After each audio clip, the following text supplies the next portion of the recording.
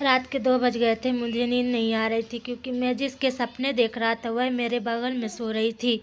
मैंने थोड़ी हिम्मत करके अपना हाथ आगे बढ़ाया तो भाभी एकदम से हिलने लगी। मैंने हाथ पीछे कर लिया। मैं तो डरने लगा कहीं भाभी उल्टा सीधा ना बोल दे। भाभी मेरी तरफ देखकर बोली, क्या हुआ, नींद नहीं आ रही क्या? मैंने कहा, हाँ नहीं आ रही। भाभी बोली, अब सो भी जाओ ना, काफ़ी रात हो गई है। यह बोलकर भाभी फिर से सो गई। थोड़ी देर बाद जब मुझे लगा कि भाभी गहरी नींद में सो गई है।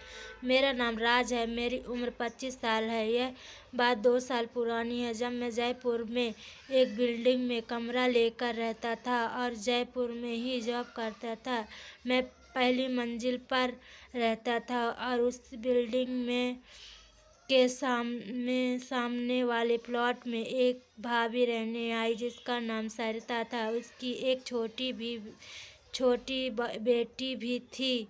भाभी को जब पहली बार देखा तो लग ही नहीं रहा था कि उनकी शादी हुई होगी। जब पहली बार मैंने भाभी को देखा तभी मेरा मन भाभी पर आ गया। भाभी अपनी बेटी के साथ अकेले ही रहती थी और उसका पति कभी कभी महीने में एक बार आ जाया करता था। तो मैं समझ गया कि भाभी का भी वह करने का मन करता होगा। भाभी किसी हॉस्पिटल में नर्स का काम करती थी। भाभी हर सुबह हॉस्पिटल के लिए निकलती और मैं भी उसी समय अपने काम के लिए निकलता था। जब भाभी घर वापस आती तो मैं भी उसी समय घर वापस आता।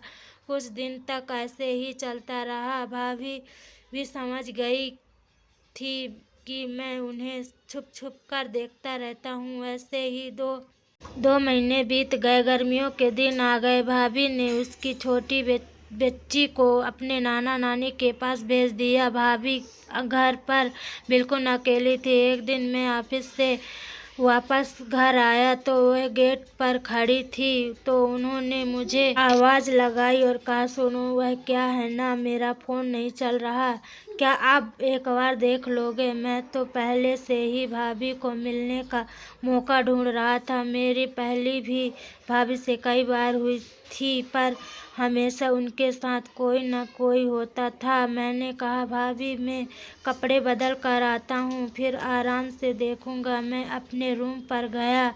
मैंने कपड़े बदले, फ्रेश हुआ और भाभी के रूम पर चला गया। मैंने जाकर घंटी बजाई तो भाभी ने दरवाज़ा खोला। मैं अंदर जाकर सोफे पर बैठ गया और उसके मोबाइल को ठीक करने लगा। थोड़ी देर में मैंने उसके फ़ोन को सही कर दिया। तभी भाभी मेरे लिए कुछ खाने पीने के लिए लाई। फिर क्या था, मैं चाय पीता रहा और भाभी को देखता रहा। थोड़ी देर बैठकर अब हमने यहाँ वहाँ की बातें की। मैंने भाभी से उसका नंबर भी ले लिया, यह कहकर कि किसी भी चीज़ की ज़रूरत हो तो मुझे फ़ोन कर दे। और फिर मैं अपने घर वापस आ गया। रात को करीब 10 बजे भाभी ने मुझे मैसेज किया कि थैंक यू। तभी मैं समझ गया कि मेरा काम बन सकता है। फिर हम दोनों एक दूसरे से बात करने लगे। वो भी अकेली थी और मैं भी। रात को करीब 12 बजे तक चलती।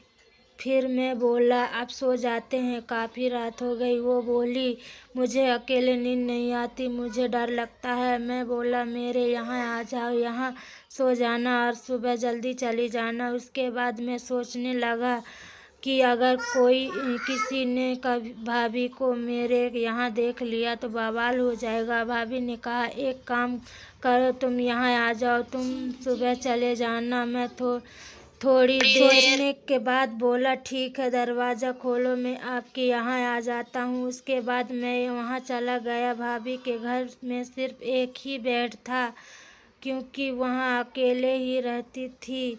जब मैंने भाभी से पूछा तो वह बोली, कोई बात नहीं, इसमें 2 लोग आराम से सो सकते हैं, मुझे भला परेशानी हो सकती थी। मैं भी उनके साथ ही लेट गया। गया। रात के 2 बज गए थे। मुझे नींद नहीं आ रही थी क्योंकि भाभी मेरे बगल में सो रही थी। मैंने थोड़ी हिम्मत करके अपना हाथ आगे बढ़ाया तो भाभी एकदम से हिलने लगी और मैंने हाथ पीछे कर लिए तो डर लगने लगा कि कहीं भाभी कुछ उल्टा सीधा ना बोल दे। भाभी मेरी तरफ देखकर बोली, क्या हुआ, नींद नहीं आ रही क्या? मैंने कहा, हाँ नहीं आ रही। भाभी बोली, अब सो जाओ ना, काफ़ी रात हो गई है। यह बोलकर भाभी फिर से सो गई। थोड़ी देर बाद जब मुझे लगा कि भाभी गहरी नींद में सो गई है तो मैंने अपना काम शुरू कर दिया। थोड़ी देर बाद मुझे समझ में आ गया कि भाभी जाग रही है। मैं उनके कान में धीरे से कहा, जाग रही हो क्या? तो उसने धीरे से कहा, हाँ। मैं खुश हो गया और फिर अगली सुबह 10 बजे मेरी आँख खुली तभी भाभी मेरे लिए चाय बना कर लाई। वह बहुत खुश दिखाई दे रही थी। मैंने पूछा, मज़ा आया? वो बोली, हाँ बहुत। फिर थोड़ी देर बाद मैं अपने घर वापस आ गया। उस दिन से मैं हर दिन भाभी के घर जाने लगा। दोस्तों, आपको मेरी यह कहानी कैसी लगी कमेंट करके ज़रूर बताइए। अगर आप मेरे चैनल में नए हो तो सब्सक्राइब करें, कमेंट करें, शेयर करें प्लीज़।